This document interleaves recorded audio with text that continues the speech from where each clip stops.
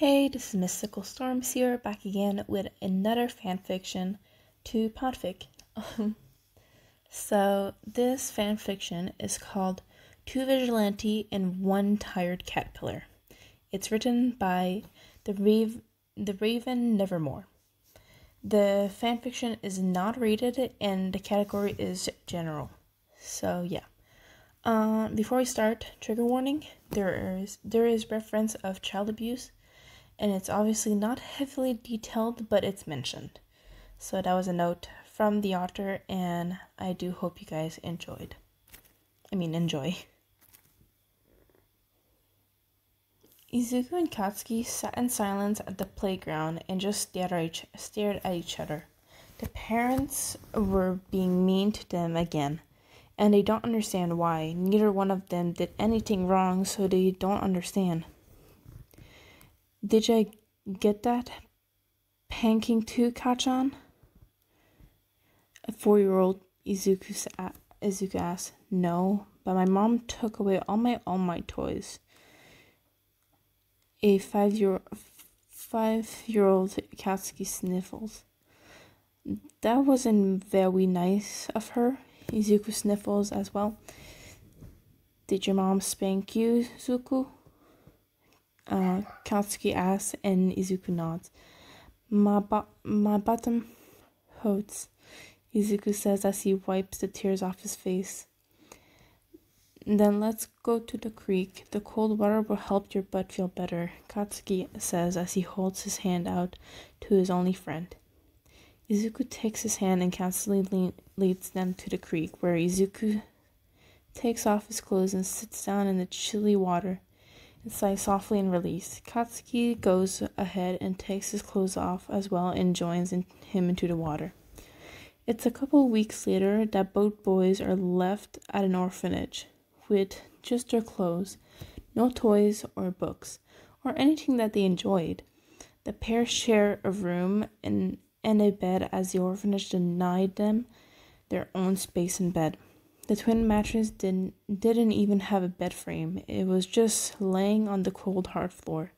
The two boys make do though, and don't complain about anything and keep to themselves at all times. As they got older, that's when the adults began hurting them and locking them in separate closets as a form of punishment, as the two boys emotionally and mentally couldn't handle being away from one another. The two boys were both held down as a hot brand was pressed into their back, between their shoulders, with a kanji labeling them as useless. The two boys had to go to the quirkless clinic to prevent wounds from getting infected. The two reached middle school and begin training themselves in the school unused gym, because the two quirkless boys have big plans to get into UA's hero course. They want to become Japan's first quirkless heroes. Well, that was until two boys were cornered in an alleyway by some traffickers who wanted to take two boys with them. I am here, All Might announced before he's knocking out the four men. Are you two boys all right? All Might booms loudly. The two boys vibrate in excitement. Their favorite hero and inspiration has just saved them. Yes, Sir All Might, yes. Yes, Sir All Might, sir. Both chirp at the same time. Very good. I must be going now, All Might states. The police have been called, so they will arrive shortly. Wait! Both boys cry out and grab a hold of All Might before the man has a chance to make a move. Could we become heroes like you without a quirk? Izuku asked. We've been training really hard to build up muscles, teaching ourselves how to use bow staffs and everything, Katsuki adds. The shining hope in two boys' eyes were quickly snuffed as soon as the man started laughing at them and shaking his head. Of course not. Don't be ridiculous, boys. You need a strong and powerful quirk to become a hero. There's no such thing as a quirkless hero. You two would be better off getting a regular day job and pray that you two don't turn down the path of crime when times get too hard for your type. Our type? Izuku growls as the two boys let the man go. Yes, your type. You two are just a couple of quirkless brats with unachieving, fruitless dreams.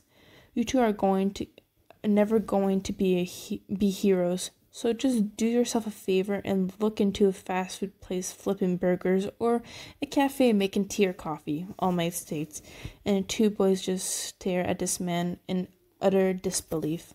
Are you fucking serious right now? You're not even going to try and encourage us to strive fucking higher?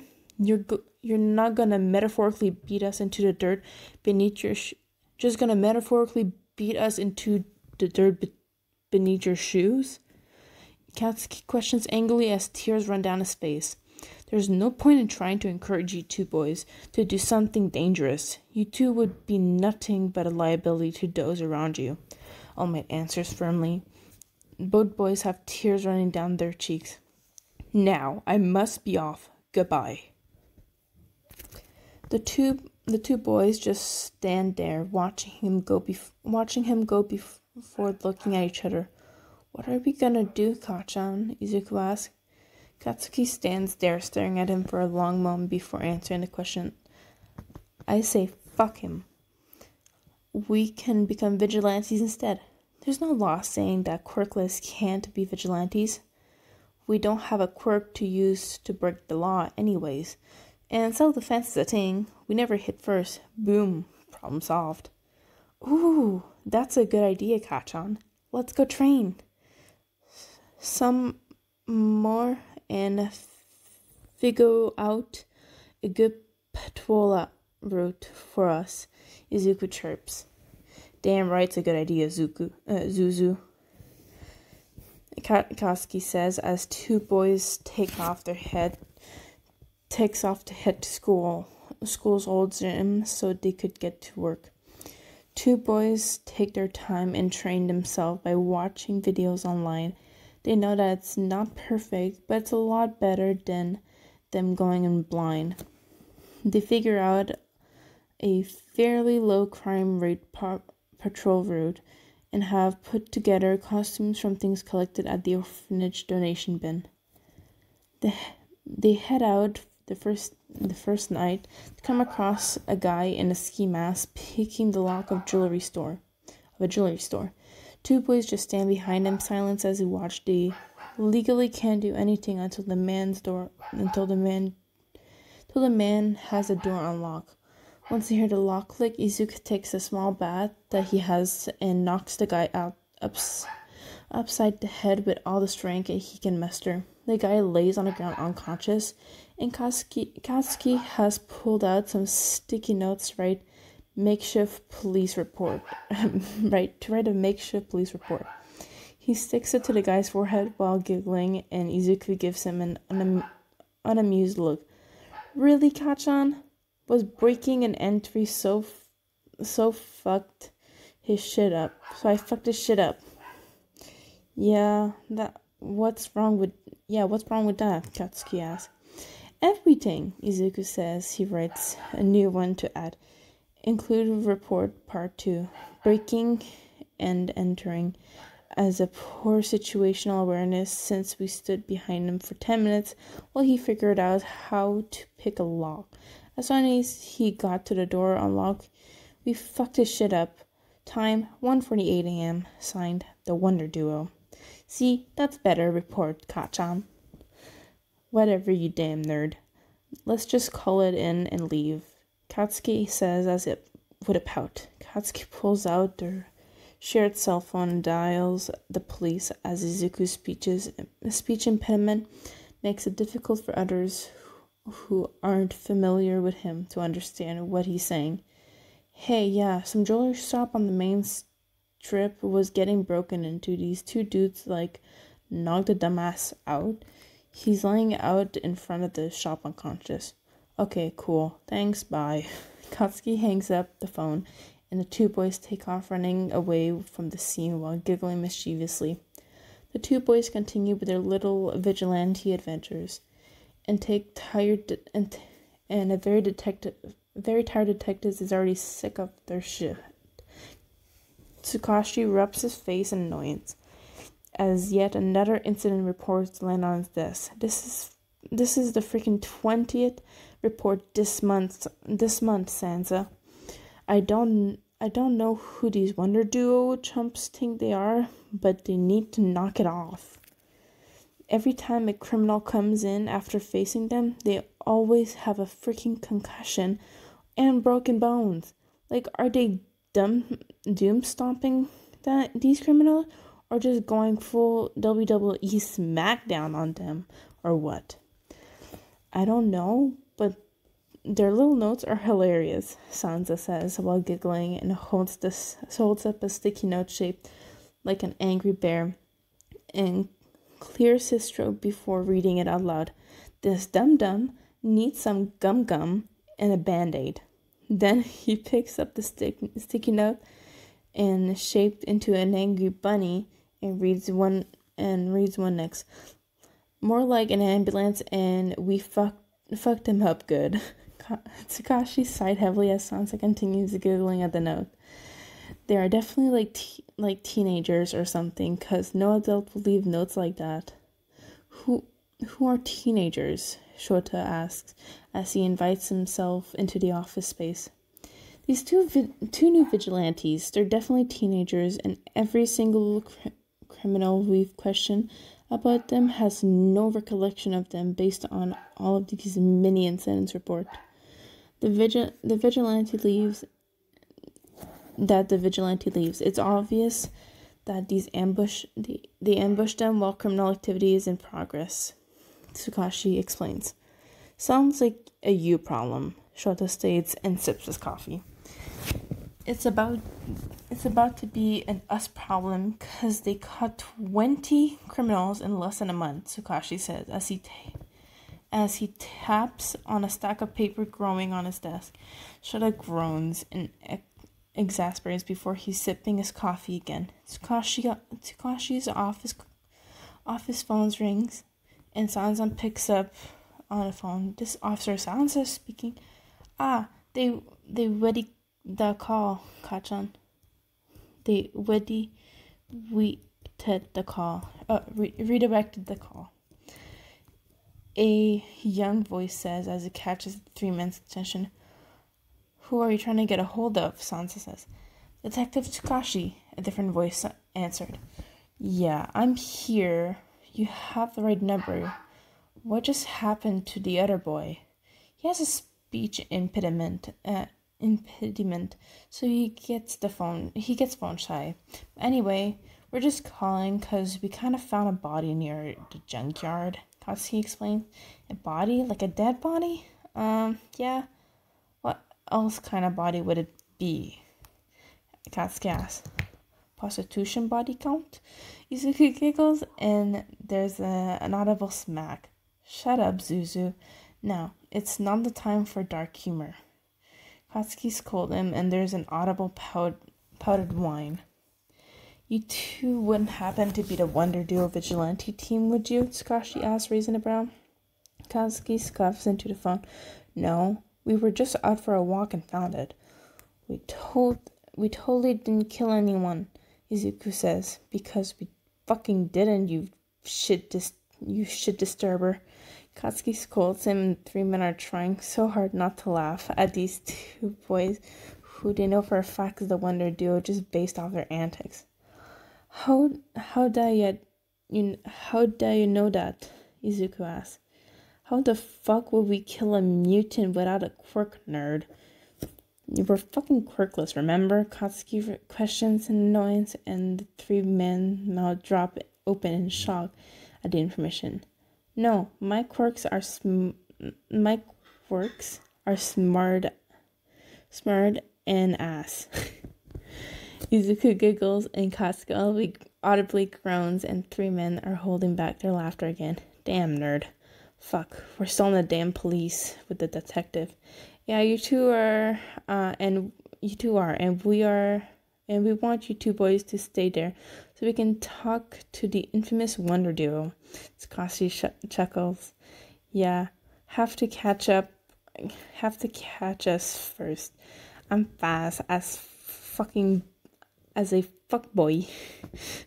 Izuku says while laughing manically as his laughter slowly fading out. Katsuki sighs into the phone. We'll be here. Don't worry about him.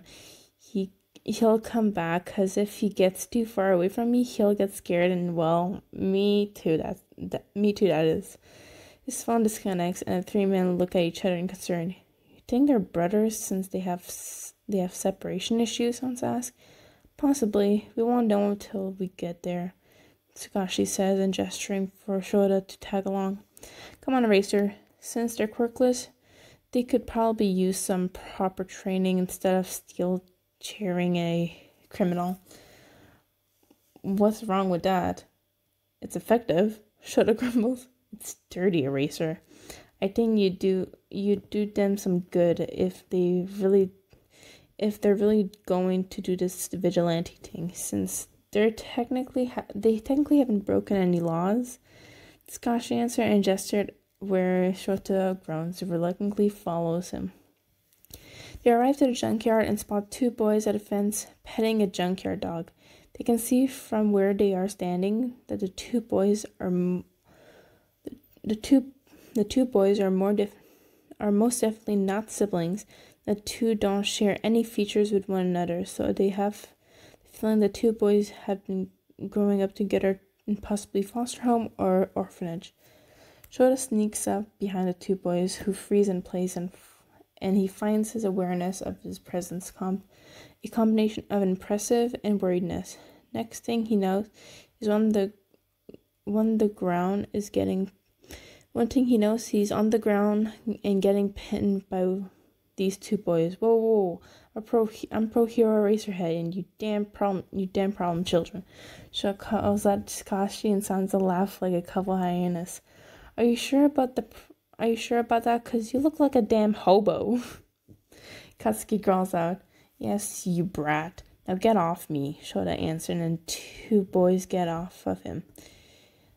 He got a squaff that looks like mummy wrapping, Katsuki points out. Yeah, he does. He must be looking for his cookie-looking quarter piece so he can get his scarab. Katsuki chuckles and Shota gets an offended look on his face. Izuku giggles. Are ya my mummy, Kachan? Izuku giggles. No, dumbass, you're my mummy. Katsuki giggles and a look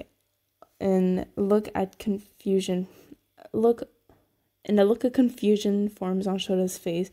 He's very lost. If we're both mummies, then does that mean Eraserheads are actual mummy? Izuku asks, and Shota looks between these two boys in shock. The mummy of Anka has been dubbed Eraser Mom, Katsuki states, and Shota sputters at the nickname as Tsukashi and Sansa are both wheezing. I don't freaking think so, problem children. I'm no one's mother, Shota states. We said mum, Shota, for mummy. Izuku corrects him. Shota raises brows at Izuku as it's clear to him that these boys are the same age and his new class, and yet the green-haired boy is very heavy speech impediment and hasn't been remedied. Have you been to speech therapy? Izuku looks taken aback by a question. No. Quirkless don't get that kind of thing. I can get you into speech therapy, Shota offers, and Izuku scowls at him. No, thank you. You're not my mama. You're not my mom. Izuku declines the offer. But I thought I was Eraser Mom just a moment ago. Shota chuckles and Izuku pouts at him and stomps away. He's stubborn. He thinks that he'll grow out of it even though he's 15. I don't think he's gonna grow out of it, Katsuki explains before rushing to catch up to Izuku. Shota slowly joins up with them as Sansa is taking photos of the area as they wait for a forensic to arrive. So what are you two boys doing here in the area? Tsukashi asks. Heading home before they realize we're gone, Katsuki answered. Who? Tsukashi asked. The people at the orphanage. They'd like to separate us as punishment, and we try to avoid that at all cost, Izuku explains. Well, that's cruel of them, but a bit unhealthy to have an attachment so strong enough that causes issues like that. Izuku points out. What's gonna happen to you two when you're fully grown adults? You don't think we're not fucking aware of that, hobo mummy? Katsuki asks angrily. We've been fucking working on it. It's not fucking easy. Shota puts his hand up in surrender. He didn't realize how touchy the subject was when more people started showing up, and that's when Katsuki and Izuku bolted and disappeared into the night. Shota was definitely worried about the two boys. They looked a bit underweight, and their glaring mental health were concerning. He definitely still going to find Izuku's speech therapist once he gains the green-haired boy's trust and possibly lures both them over to UA for therapy sessions with Hound Dog, because both boys are going to need it. His main concern right now is figuring out what orphanage these two boys are at, and then talking to his husband to find out if he wants to adopt the two boys. Shota arrives home later that night. Quickly gets a shower before crawling into bed next to Hisashi. You're home late, Sho. Hisashi mumbles. Yeah, I was at the station digging into Davis, looking to find the actual identity of these two teenage vigilantes. They work quirkless and are in an orphanage together. They need a home. Shota explains, and Hisashi sits up. Are you wanting to adopt these two boys, Sho? Hisashi asks him. If they want that, it's going to be hard to earn their trust. I feel like the one with the green hair is going to be the most tricky one due to his little speech impediment. He got defensive when I offered to find a speech therapist for him. The blonde one says that he's stubborn, and they call each other Kanchan and Zuzu. So cutesy version of whatever their name actually are, Shota explains. They sound like sweet boys, Izuku gushes. Well, Tsuki is getting tired of them going WWE SmackDown on criminals and wants me to train them properly, so I'm going to offer it to them.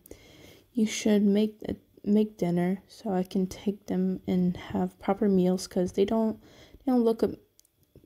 look a bit underweight, Shota says, and Hisashi snorts a bit.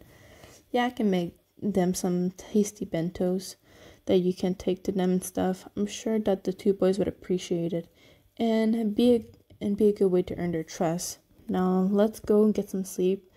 We have students to teach tomorrow, Hisashi says, and wraps his arm, and Shota lays the two of them down.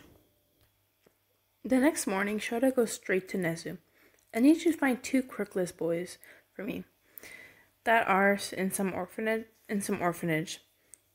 I couldn't find them inside the system at the station. I want their names and the name of the place so I can see about adopting them. One has blonde hair and red eyes, and the other has green hair and green eyes. Shota requests in some sort of pleading manner. Of course, Shota-kun. I'll let you know what I find, Nezu chirps. Now off you go. You have students to tend to. Shota heads to his class and opens the door as the bell rings immediately, and immediately feels a headache creeping up at him as Ida is scolding Kaminari for something. What is the problem now, Ida? Shota asks in annoyance. Sensei. Kaminari passed gas and refusing to excuse himself. Ida explains while chopping his ham through the air. What doesn't pay rent must go, Kaminari giggles, and Shota sighs heavily. Kaminari, the next time you have to do something like that, at least stick your ass out of the window or something, Shota deadpans. He's too tired for this nonsense. Let's go ahead and get the day started. Near the end of the class, that's when Nezu opens the classroom door with two files in hand, and Shota raises and Shota raises a questioning brow at him. I managed to locate those two boys, Shota-kun. The blonde one's named Katsuki Bakugo, and the green one name is Izuku Midoriya. They've been at the same orphanage since age 5 and 4. Katsuki-kun is a few months older than Izuku-kun. Unfortunately, they are blacklisted, which is why they're unable to find him in the database system. Blacklisted? Shota says in confusion. Yes, blacklisted. Means they cannot be adopted out. They'll have to age out of the system, Nezu explains. That's fucking bullshit, Shota snaps. Why? Well, the reasons that are listed are that they are both quirkless and cannot be separated with one or both of them going berserk. Katsuki-kun has anger issues and Izuku has an untreated articulation error or an untreated speech impediment. The orphanage has deemed them unadoptable due to those reasons, Nezu explains. That's bullshit. All those things except the quirklessness can be fucking remedied with therapy. Shota snaps out angrily with his quirk activated. Unfortunately, there's nothing we can do. Well, unless you manage to earn their trust and get them to open up to you. If there's some concerning things that would be warranted their removal from the orphanage, they can be taken in as wards of UA. You can adopt them like that. Nezu suggests and Shota sighs as he rubs the back of his neck. The only thing is that I know so far they get separated as a form of punishment, Shota says, and Nezu pulls a face at hearing that. Well, that would most certainly explain the description of them going berserk, Nezu says, as shaking his head and meets Shota's eyes. And Shota always knows that his boss has an idea. Do you know if they've been branded? I'm sorry, what? Shota asked in confusion. Branded, like cattle. All quirkless adults are branded. It's the law that they get it once they turn 18. If they've been branded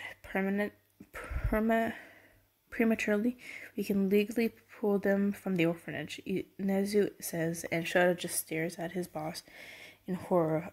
Along with the students, they had no idea that was a thing.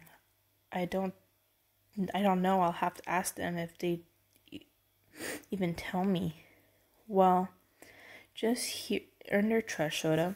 I know that Scotchy is tired of them, and I quote, ambushing and hospitalizing criminals, Nezu says, in amusement. Apparently, you're a racer, Mum. Shota rolls his eyes and hears some giggles from his students. While Katsuki's calling me Hobo Mommy, and Izuku was calling me a Eraserhead. So Izuku-kun can't say his R's, Nezu says, with a hum, as he makes a note of that. Put down THs too. He places them with D's, and there's some other thing as well. He talks too fast to fully pick up everything, but Katsuki understands him just fine, Shota says, and Nezu jots down some notes. I'm sure that the more time you're around him, you'll begin to understand him as well, Nezu says. Now, before you ask about their schooling, they're enrolled in the UA online program. That's how I was able to find them so quickly. And I mentioned them becoming UA wards because they're technically UA students. Both of them are have top marks even when they were still in public school. Perfect attendance, and neither of them had bad records. Highly intelligent and well-behaved boys. Shota relaxed a bit at the information. That's good. Hopefully I'll run into them tonight. I'm too cool for school, Kachan. I have my assignment done for. I have all my assignment done for this semester. Izuku says proudly as he submits the last assignment he was working on. No, you're just a big old green nerd. Katsuki grumbles as he finished working on one of his own assignments. Unlike you, I actually have to study to remember shit. Photographic memory, Izuku chirps as he taps at the side of his head. I think you should take Eraserhead up on his offer of finding you a speech therapist, Zuzu. I don't think you're going to grow out of your impediment anytime soon. Katsuki informs him, and pause forms on Izuku's face. I don't need help, Izuku states firmly. Izuku, I'm serious. We're almost adults. In 3 years' time, we'll be 18. No paying jobs is going to want a hire guy who speaks like a child, and I know that you can't help it, and I have tried helping you, but I'm obviously not qualified for it. So, I really do think you should let Eraserhead help you, Katsuki says in a pleading manner. I'll think about it, Izuku says, and with a pout before pulling out his analysis notebook, as he has created a code to write all his analysis in Katsuki just sighs and gets back to his schoolwork. Later that night, the two boys spot Eraserhead and decide they want to mess with the man and ambush him with a surprise attack while giggling. It took Shota a moment to realize that what was happening before he decided to join in on it. And as he feels it'd be good spar training for two of the boys. What he doesn't expect is that the two boys work in tandem in easy tag team him bringing him down. You two are pretty good at this. Definitely didn't expect to get ambushed tonight, that's for sure, Izuku says as he dusts himself off. We learn what we know from the internet, Katsuki says. Well, I most certainly wouldn't be opposed to giving you two professional training, Shota offers. The two boys looked at him shocked. Really? Izuku asked. Yeah, really. I think you two could make a couple of good underground heroes with proper training and tools. Shota answers with the immediate feels that like he had said something wrong. As soon as the two boys have tears running down their cheeks. I'm sorry, did I say something wrong? No, it's just a day we have decided to become vigilante. A different pro hero had told us we can become heroes with a strong, powerful quirk, Katsuki explained as he scrubs the tears out of his face. What hero was that? Shota asks as he's going to go pay the pro heroes visit and serve them up a can of whoop ass. It's not important anymore, Izuku sniffled. It's just nice to hear someone says that we can be heroes. Anyone can be heroes with enough hard work and determination, Shota says. He pats the two boys. I literally have a student whose quirk is invisibility, like a mutant type invisibility quirk. So they're always invisible? Izuku asked him, Potsano. Put that away, you nerd. You're not about to interrogate him about quirks that are not even his, Katsuki scolds, and him and Shota raise brow, especially what he says that covered the notes and is written on different numbers and symbols. A coded analysis book, Shota guesses. Izuku nods in excitement. Yeah, I love analyzing quirks, Izuku chirps out as he opens it up and shows Shota a literal drawing of himself with a symbol and number all over the page. You've analyzed me? Analyzed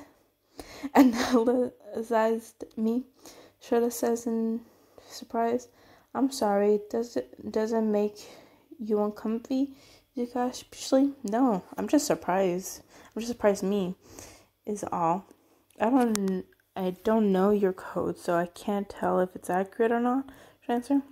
No, well, my code is Masikwe, so ha. Izuku teases and Shota smirks a bit from behind the capture weapon. Well, my husband made too much food for dinner, so I decided to bring what was left over with me for you two boys to have. He's a very good cook, Shota says, as he digs into his bag to get the bag he has brought with him and pulls out 2 bento boxes and hands over to boys whose eyes are shining at the receiving food. Thank you. We haven't had anything all day, Katsuki says as the 2 boys take the boxes from him. Why not? The orphanage gives out allowance, and while me and Izuku have to share the amount we're given, so the allowance that all the others get are just them, while me and Izuku get enough just for one person. It doesn't help that we're not allowed to eat free stuff other than rice that the orphanage provides. Katsuki explains, and Shota has to contain his anger. Then I'll give you 2 your own allowance, Shota states. The 2 boys start protesting. No, you don't have to do that, Izuku says while waving his free hand around. Why not? You 2 need money so you can get food and necessities. They search us in our room. We don't want to get in trouble for that. Katsuki explains, and Shota sighs and rubs the back of his neck. Then why not come to UA and get breakfast and lunch? I can get you 2 free food passes from Lunch Rush. Shota suggested the 2 boys and shakes her head. No, there's kids there who are at the orphanage who attend UA. We can't risk getting seen and caught, Katsuki says firmly. While we really appreciate you trying to help us, there's not much we can do without getting into trouble. Yeah, and we can't get adopted out because he gestured between him and Katsuki. Shota sighed softly. He wanted to tell the boys about what he and Nezu have planned, and 2 boys, but he doesn't want to jump the gun and scare 2 boys off. He can tell that they only trust them to an extent.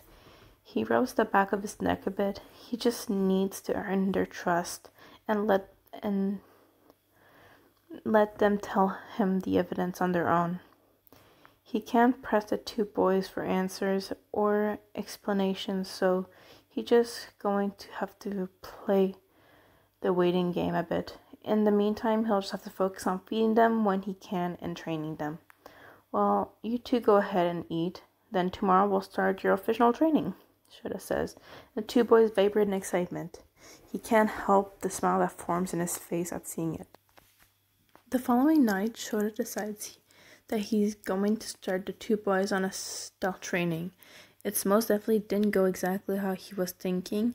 It go as the 2 boys seemed determined to drive him absolutely crazy with their chaotic energy. Kachan, we met the fuck the spelling bee last year. Dude, shut the fuck up, Katsuki scolds him. Supergalifalistic set piliadiocious. Superhasafalifiwagalistic expediadiosis. Oh my god, I can never say that word. Izuku giggles out and Katsuki snorts before bursting out into laughter. Shota just stands there, staring into the direction of which the laughter is coming from. This is a stealth training problem, children. Shota calls out. The 2 boys in the air immediately go silent, and he smirks a bit in amusement. Everything is quiet for a long while as the 2 boys play their cat and mouse stealth game with Shota. Well, it's quiet until Izuku decides to stir the pot again. Oh, I gotta pee, Izuku announced in a whisper. Do not piss, Zuzu, Katsuki whispers back in annoyance. I'm gonna go pee, Izuku says as he moves to stand at the edge of the building, and that's there whips it out, and Katsuki turns his head away from him with an annoying sigh. You're gonna get us caught, Katsuki grumbles. And I'll just use my piss as a weapon, Izuku states, and Katsuki stifles his laughter. Shota pauses as he hears the sound of someone peeing. Is one of you taking a piss?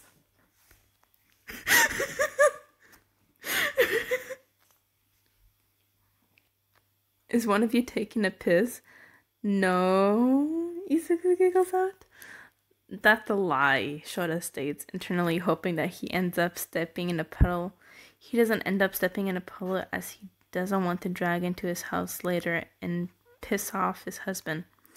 It's not long later that the two boys get bored of stealth training. Hey, Kachan, a voice ahead be like, if I like, find ya, you're gonna like. Get it? Izuku chirps. Both boys are laughing, and Shota becomes annoyed as two boys are doing well despite Izuku and his obvious crackhead energy. Will you two shut up and take this seriously? Shota asks him, earning more giggles as a response.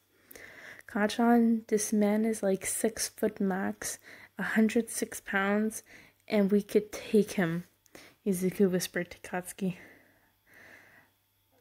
I'd bet, Katsuki says and smirks as he comes out of hiding. You're supposed to be hiding from me to work on your stealth, Shota states in annoyance as soon as he spots him. We can take you like this, Katsuki announces while laughing maniacally. Wait, what?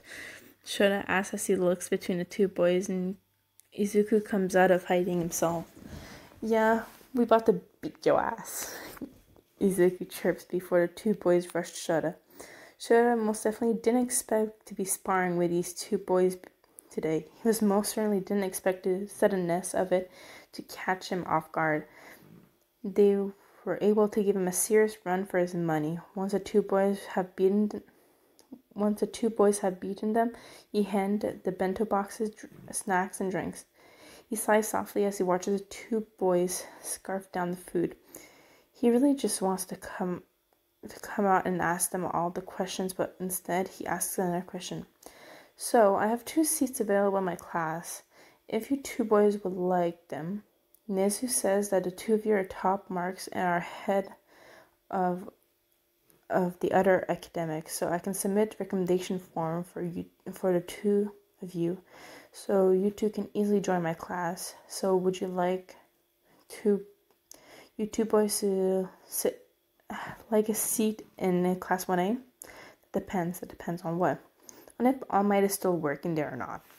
Katsuki says, taking another bite of food. He's still working there. He's the first year heroics teacher. Shota says, confusing. Why would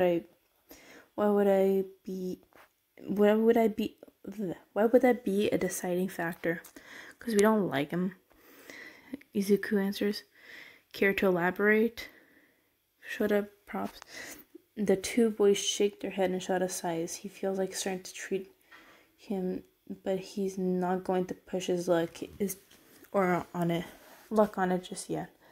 The next day, Shota enters classes rougher than usual with a couple of bruises on his cheek, and the two boys are a lot stronger than have anticipated, given their thin appearance, and the students are looking at him in concern.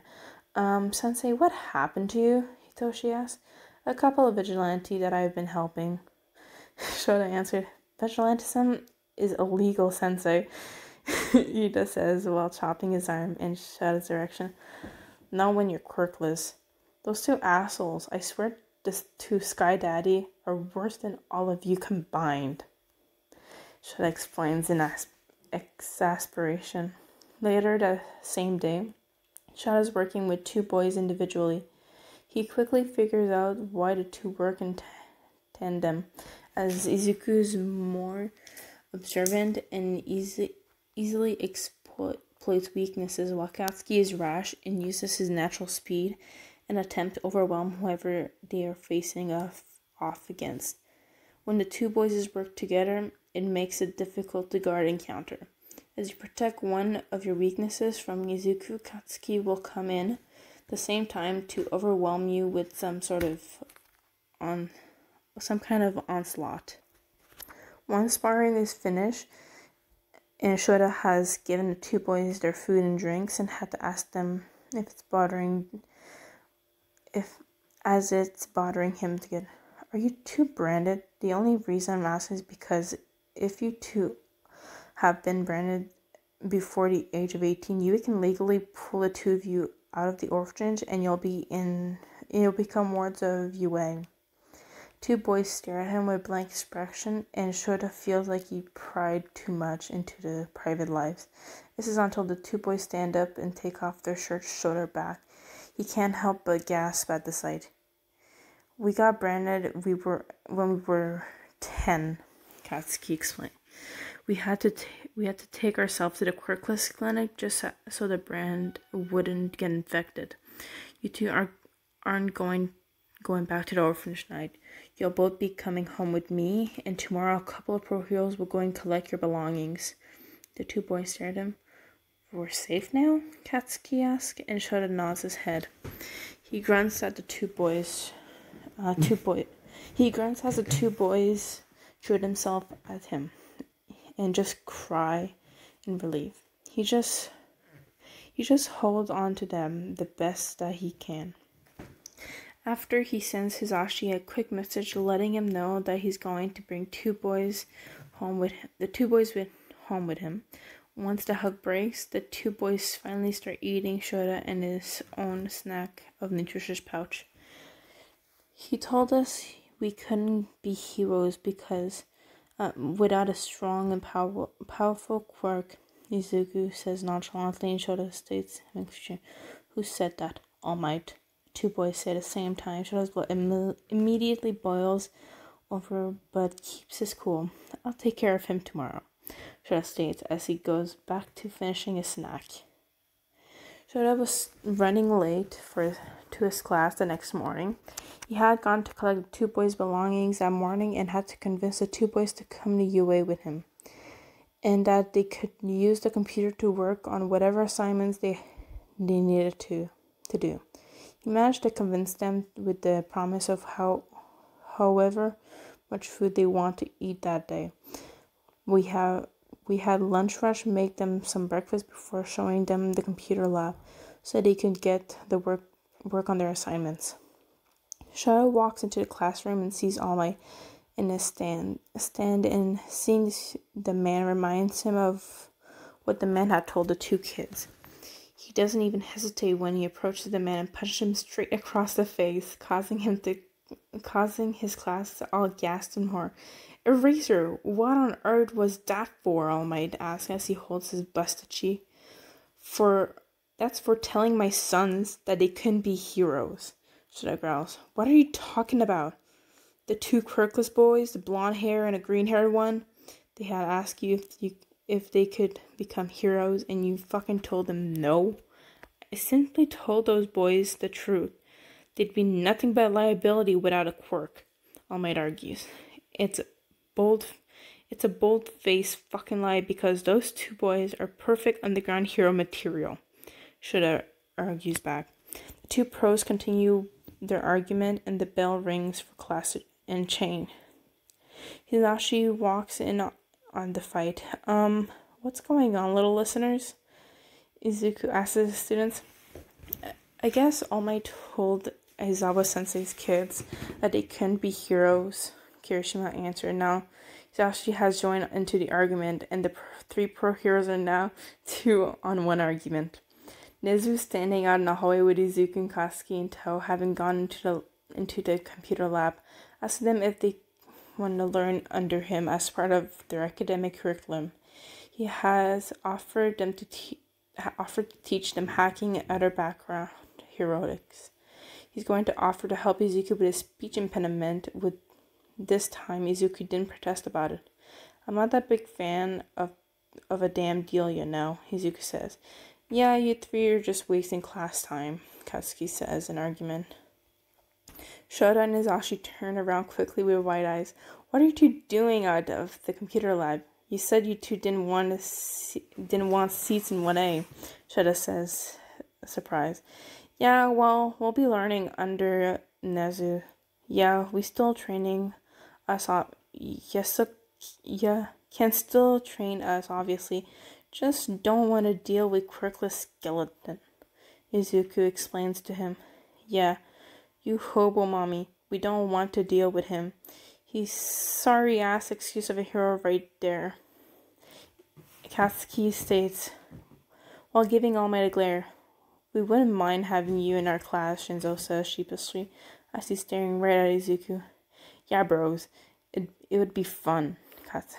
Kirishima chirps out in agreement. He wants to be friends with the two boys. Izuku and Katsuki share at the pair for a moment. We wouldn't mind being friends with you too. We just don't want Asmite we don't want Asmite teaching us anything since we can't be heroes without a quirk, apparently. Izuku says as he gives the two of them a bright smile and blushes a bit at Shinjo's blush as he finds that a bit odd. Yeah, we could hang out at lunch and after classes and stuff, just as long as neither of you are quirkiest assholes. Then we won't have to toss you off the roof, Katsuki says as he agreed to be possible friends with the two boys. No, Kachan, that's murder. Murder. Izuku scolds him. I never said on how high the roof was, Zuzu, Katsuki points out while chuckling to himself. It was implied, Izuku says, when I roll. The two boys figured maybe their new life won't be so bad after all. So that was the end of this fanfiction. I am sorry for all the times I either had to pause for a while or when I was laughing a lot. I thought I had pressed the pause button on my voice recorder, but I didn't. So sorry about that.